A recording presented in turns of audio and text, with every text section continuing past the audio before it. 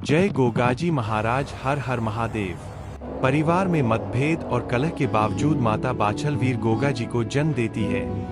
गोगा जी और उनके मौसेरे भाई अर्जुन और सर्जन के बीच बाल्यकाल से ही मनमुटाव और झगड़े शुरू हो जाते हैं। एक दिन गोगाजी महाराज नाहर सिंह के साथ तलवारबाजी का अभ्यास कर रहे थे। तभी वहां अर्जुन और सर्जन आए और बोले, इसके साथ क्या लड़ रहा है, हमारे साथ लड़।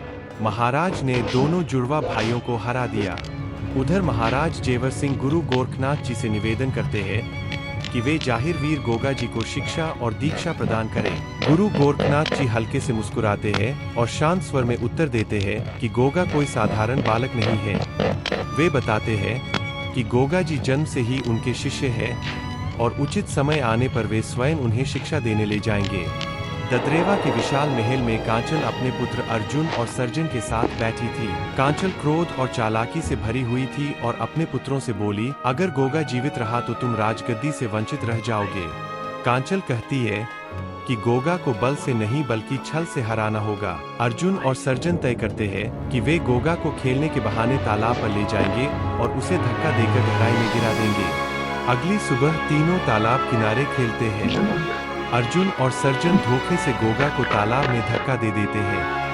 गोगा जी तालाब की गहराइयों में पहुंच जाते हैं। वहां नागराज तक्षक तपस्या में लीन थे। गोगा जी की जिज्ञासा से तक्षक की तपस्या भंग हो जाती है। तक्षक क्रोध में आकर गोगा जी को भस्म करने की बात कहते हैं। तभी गुरु गोरखनाथ जी प्रकट होते हैं और तक्षक को रोकते हैं। गुरु कहते हैं, यही वही बालक है जिसे तुम गर्भ में ही नष्ट करना चाहते थे। तक्षक गोगा जी की दिव्य शक्ति को पहचान कर शांत हो जाते हैं। तक्षक गोगा जी से क्षमा मांगते हैं और उन्हें वरदान देते हैं। गोगा जी तालाब से निकलकर अपने भाइयों के छल को समझ जाते हैं।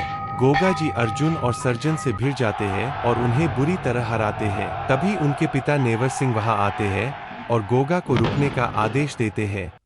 इसके बाद राजा जेवर सिंह गोगा के महल से बाहर जाने पर लगभग रोक लगा देते हैं। गोगा जी उदास रहने लगते हैं और अपना समय अस्तबल में नीले घोड़े के साथ बिताने लगते हैं। कुछ समय बाद गुरु गोरखनाथ जी ददरेवा आते हैं और गोगा जी को अपने साथ हिमालय की गुफाओं में शिक्षा और साधना के लिए ले जाते हैं। गोगा जी कठिन साधना करते हैं और योग सिद्धियों में परिपूर्ण हो जाते हैं।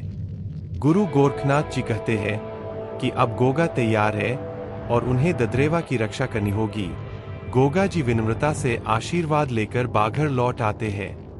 महल में उनका भव्य स्वागत होता है। माता बाछल गर्व से गोगा जी को गले लगाती है, लेकिन कांचल और उसके पुत्र अर्जुन सर्जन ईर्ष्या और क्रोध से जलने लगते हैं। अर्जुन और सर्जन आपस में फुसफुसाते हैं कि गोगा की बढ़ती लोकप्रियता उनकी गद्दी छीन लेगी। इसी बीच गोगा जी को एक स्वप्न आता है जिसमें वे बगदाद में अपनी मौसियों को कैद और गौ माता को बंधक देखते हैं। गोगा जी अपनी माता बाछल से इस बारे में पूछते हैं। माता बाछल बताती है कि सचमुच उनकी दो बहनों को अरबी शासक उठा ले गया था। गोगा जी माता से गौ माता और मौसियों को मुक्त कराने की अनुमति मांगते हैं। माता पहले मना करती है, लेकिन फिर आशीर्वाद देती है। गोगा जी नीले घोड़े पर सवार होकर बगदाद पहुंचते हैं। वहां अरबी शासक को युद्ध के लिए ललकारते हैं। गोगा जी अकेले ही उसकी विशाल सेना को परास्त कर देते हैं। अरबी शासक को गोगा जी एक साथ कई जगहों पर लड़ते दिखते हैं। शासक भयभीत होकर क्षमा मांगता है, लेकिन गोगा जी उसे दंड देते हैं। गोगा जी गौ माता और अपनी मौसी को मुक्त करवाते हैं, लेकिन दूसरी मौसी कहीं दिखाई नहीं देती। गोगा जी मौसी से दूसरी मौसी के बारे में पूछते हैं। मुझे स्वप्न में आप दो दिखी थी। मौसी बताती है कि उनकी दूसरी बहन का देहांत हो चुका है। गोगा जी उनको साथ चलने को कहते हैं, मगर मौसी मना कर देती है। मौसी अपने अंतिम समय में वही रहने का निर्णय लेती है। गोगा जी मौसी को बगदाद में ही छोड़कर ददरेवा लौटने को निकलते हैं। गोगा जी रास्ते में वे तंदू नगरी पहुंचते हैं। वहां उनकी मुलाकात राजकुमारी सीरियल से होती है। गोगा जी और सीरियल एक दूसरे को देखते ही प्रेम में पड़ जाते हैं। गोगा जी अंगूठी देकर सीरियल से विवाह का वचन देते हैं। इस बीच ददरेवा में राजा नेवर सिंह का देहांत हो जाता है। गोगा जी लौटकर राजकाज संभालते हैं। सीरियल अपनी माता को अंगूठी दिखाकर गोगा जी से अपने प्रेम के बारे में बताती है। माता पहले क्रोधित होती है, लेकिन बाद में गुरु गोरखनाथ की भविष्यवाणी याद करके सहमत हो जाती है। एक पुरोहित ददरेवा आकर रिश्ता पक्का करता है।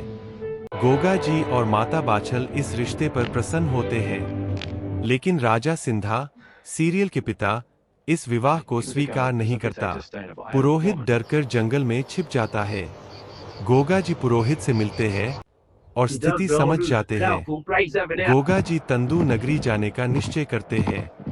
उधर तक्षक नाग पहले ही वहां पहुंच जाता है और राजकुमारी सीरियल को डस लेता है। राजकुमारी की हालत बिगड़ जाती है और महल में हाहाकार मच जाता है।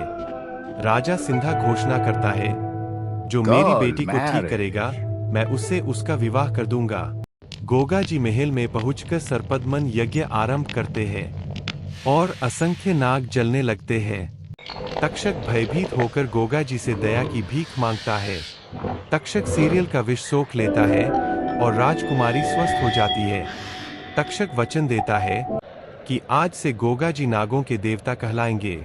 गोगा जी ददरेवा लौटकर विवाह की तैयारी करते हैं।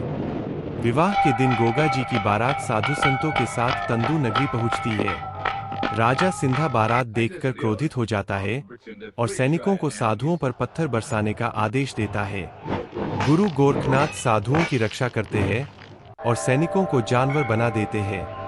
राजा सिंधा भयभीत होकर क्षमा मांगता है।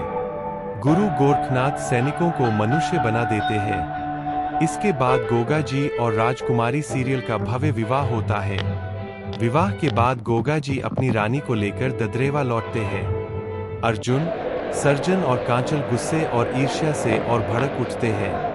अर्जुन कुटीली आंखों से माता कांचल की तरफ देखता है और बोलता है, माता गोगा ने विवाह तो कर लिया लेकिन राजगद्दी नहीं लेने देंगे। दोस्तों, अगर मित्रों, कथा अब थोड़ी लंबी होती जा रही है, इसीलिए इसे यहीं विराम देते हैं। परंतु आप चिंतित ना हो, जाहिर वीर गोगा जी की अमरगाथा भाग 3 बहुत शीघ्र आपके समक्ष प्रस्तुत की जाएगी। आपसे विनम्र अनुरोध है, यदि आपको यह वीडियो पसंद आया हो तो कृपया इसे लाइक करें, चैनल को सब्सक्राइब करें। जय गोगा जी महाराज।